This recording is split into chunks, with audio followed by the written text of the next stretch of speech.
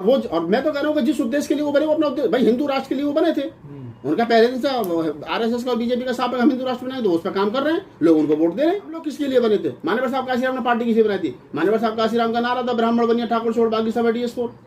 मैं चंद्रशेखर का विरोधी नहीं हूँ, वो भी समाज का आदमी है, लेकिन मैं हमेशा लोगों से एक बात कहता हूँ, मेरा चंद्रशेखर के साथ व्यक्तिगत विरोध हो सकता है, लेकिन जिसके अंदर क्वालिटी उसकी तारीफ करनी चाहिए। मैं कहता हूँ कि चंद्रशेखर 365 दिन की राजनीति करता है। हम आकाश आनंद को स्थापित करना चाहते हैं, हमें कोई दिक्कत नहीं, आप करिए, लेकिन आकाश आनंद को पहले कम से कम कहिए जा करके कि जाओ, समाज का शोषण हो रहा है, समाज की बहन बेटियों का बलात्कार हो रहा है, समाज के लोगों की हत्या हो रही है, समाज के लोगों की जमीनों पर कब्जा हो रहा है। आइए आकाश आनंद बैठे रोड पर धरने पर, हम उनके साथ बैठेंगे, 1 लाख युवा उनके साथ बैठेगा। क्यों नहीं आते उत्तर?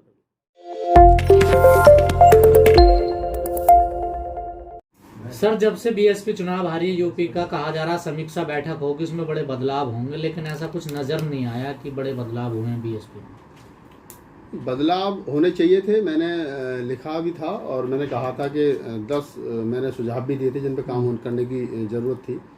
लेकिन पहली बात तो 1500 लोग हम मीटिंग में बुलाए गए, तो 1500 लोगों में ना तो समीक्षा होती है और ना 2 घंटे में 1500 लोग क्या अपनी बात रख पाएंगे।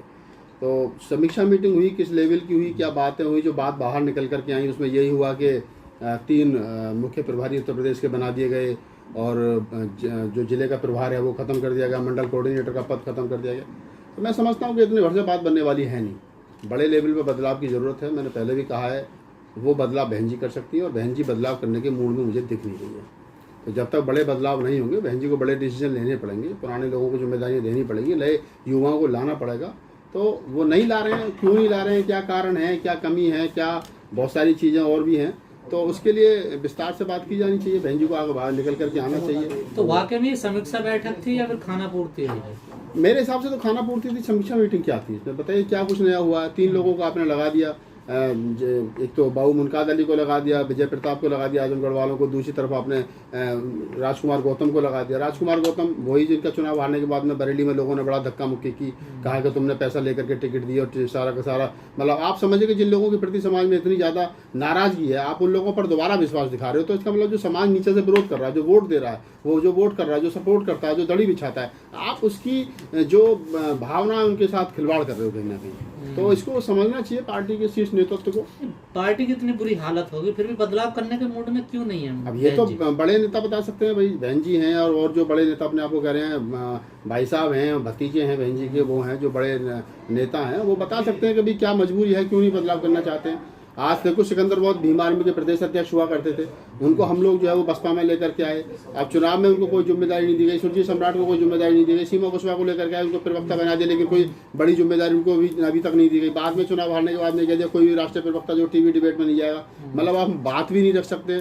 तो ये बहुत सारी चीज़ें हैं कि जो काम होने चाहिए थे, अब जैसे जिम्मेदारी मिलनी चाहिए थी युवाओं को, नहीं मिल रही है। आप उन्हीं लोगों को जिम्मेदारी दे रहे हो जो जिन लोगों के चेहरे जो है वो बदनाम है। बाबू मुनकाद अली 2-2, 3-3 बार सांसद रह लिए, क्या उनके कहने से 2 मुसलमान भी वोट करते हैं? क्या उनके कहने से उनके घर वाले भी वोट करते हैं? राजकुमार गौतम बुलंदशहर वाले, जिनको अभी भी जिनका बड़ा विरोध रहा और जिनको चुनाव में हारने के बाद में बरेली में जिनके साथ धक्का मुक्की हुई, विजय प्रताप जी का बड़ा आजमगढ़ के बड़ा, तो नए लोगों को जिम्मेदारी देनी पड़ेगी जिनके चेहरे पर लोगों को विश्वास हो। अभी तक लोगों को जो लोग काम कर रहे हैं उन पर विश्वास नहीं है और ये बात हमको स्वीकार करनी चाहिए। हमको राष्ट्रीय कार्यकारिणी में ओबीसी के लोगों को लाने की जरूरत है, हमें राष्ट्रीय कार्यकारिणी में मुस्लिम समाज के लोगों को लाने की जरूरत है और ये वो लोग होने चाहिए जिनकी समाज में वैल्यू है, जिनको समाज में लोग जानते हो। बहुजन समाज की हम बात कर रहे हैं, नाम बहुजन समाज पार्टी रख रहा है, तो बहुजन समाज के लोग हैं कहाँ? 1 मुसलमान 2 चमार। राष्ट्रीय कार्यकारिणी का हाल यही है, बहन जी खुद चमार, भैया उनके भतीजे खुद चमार, भतीजा खुद चमार, और जो पार्टी के कार्यकर्ता वो सब चमार। तो चमारों से काम थोड़ी चल जाएगा। मान्यवर साहब काशीराम के समय पर देखिए, कुशवाहा हमारे साथ हुआ करते थे, मौर्य हमारे साथ हुआ करते, पटेल हमारे साथ हुआ करते, वर्मा हमारे साथ हुआ करते थे, निषाद हमारे साथ हुआ करते थे। ये तमाम मोस्ट बैकवर्ड की जातियाँ हमारे साथ हुआ करती थी। जो मान्यवर साहब काशीराम ने नेता बनाए थे मोस्ट बैकवर्ड समाज में, वो सब हमने भगा दिए और उसके बाद में भगाने के बाद में या वो हमें छोड़ करके चले गए और हमने उनकी जगह भरी नहीं। अगर एक नेता हमें छोड़ करके जा रहा था, हमें 2 नेता तैयार करने चाहिए थे, हमने तैयार किए नहीं। हमने सोचा कि नहीं सब क्या नाम हमारे नाम पर ही वोट दे देगा, हाथी के चुनाव चिन्ह पर वोट दे, ऐसा नहीं है। अगर स्वामी प्रसाद मौर्य छोड़ कर गए तो उनकी जगह किसने भरी? बाबू सिंह कुशवाहा गए तो किसने भरी? रामचंद्र राजभर गए तो किसने भरी? ये जितने नेता पीछे से, पटेल गए, कुर्मी, ये जितने लोग गए, इनकी जगह भरी किसने? वो जब जगह भरी नहीं गई और जब अब उसको हम लोग काटते चले गए, तो अब जो रिजल्ट हमारे सामने, मैं पहले दिन से कह रहा था कि हम जो है वो चमारों की, अब ये बहुजन समाज की नहीं, चमार समाज की पार्टी बनकर रह गई है। तो चमारों की पार्टी, समाज 14-13-14-15% है, 12.5% वोट हमको मिल गया, 10% चमारों ने वोट दे दिया, 2-2.5% और वोट मिल गया है। इधर उधर का थोड़ा सा प्रत्याशी का थोड़ा सा और 1-8% मुसलमानों ने दे दिया, 1-8% और किसी ने दे दिया, 12.5% वोट हमारे पास में है। बड़े लेवल पर अगर सुधार नहीं हुई तो मुझे लगता है कि 2024 में 5% रह जाएगा। लेकिन लोग कहते हैं कि बीएसपी तो नेताओं की जो नर्सरी है वहाँ नेता पैदा किए जाते हैं। हाँ तो पैदा किए जाते थे ना, अब थोड़ी किए जाते, नर्सरी तो बंद ही जमाना हो गया। जब नेता पैदा होते थे बीएसपी में तब वो जमाना काशीराम साहब के दौर का था, बहन जी के स्टार्टिंग दौर का था जब नेता पैदा होते थे। तब हजारों की संख्या मानवर साहब काशीराम कहते थे कि मैं इतने नेता पैदा कर दूंगा बीजेपी और कांग्रेस के लोग खरीद करके थक जाएंगे। लेकिन जो मानवर साहब काशीराम ने पैदा किए थे, जो बहन जी के स्टार्टिंग दौर में पैदा हुए थे, वो लोग तो या तो आधे से ज्यादा मर गए या आधे से ज्यादा पार्टी से निकल गए या निकाल दिए गए। तो हमने तो कुछ तैयार किया ही नहीं ना भाई। हमने कौन सा नेता तैयार किया? किसी ने नेता बनने की कोशिश की तो उसको पार्टी अच्छा ज्यादा बड़ा नेता बनना चाहिए, चल बाहर, उसको हमने बाहर कर दिया। अब बताइए ना मुझे, इतने कितने लोग हैं, जयप्रकाश है बेचारा राष्ट्रीय उपाध्यक्ष रहा, राष्ट्रीय कोऑर्डिनेटर बनाया आपने, उसके बाद में पार्टी से निकाल दिया, निकालने के बाद कसम खा रखी है, गांव-गांव जा रहा है, गली गली जा रहा है, घूम रहा है, सारा कुछ कर रहा है। क्या हमने दिया उसको? हमने दिया क्या उसको? कुछ दिया उसको हमने? इंदु चौधरी है, प्रोफेसर है, वो फिर भी क्या नाम बसपा के लिए इतना काम करती हैं। सीमा कुशवाहा को लेकर के आए, सुरजीत सम्राट को लेकर के आए, सिकंदर बौद्ध को लेकर के आए, नए युवा हैं, दो ना इनको जिम्मेदारी। भाई कब दोगे? सब कुछ तो बर्बाद हो गया। बहन जी ने कहा कि मेरे एक भतीजे नहीं, सब भतीजे तो ठीक है, सब भतीजे तो एक आकाश आनंद के अलावा दूसरे भतीजे को तो जिम्मेदारी दो ना। इतने भतीजे और इतने भतीजे घूम रही है समाज में, क्यों जिम्मेदारी नहीं देते हैं आप? ऐसा थोड़ी होगा कि चुनाव हार गए, इतने बहुजन महापुरुषों की सारी विचारधारा है और आप चुनाव हारने के बाद में एक पर्चा पढ़ करके बहन जी चली गई क्या जी मुसलमानों ने हमें वोट नहीं दिया। अरे मुसलमानों ने हमसे हमारे घर पे आकर वादा किया था कि हम आपको वोट देंगे। बहन जी को ये भी कहना चाहिए था ब्राह्मणों ने हमको वोट नहीं दिया, क्यों नहीं कहा?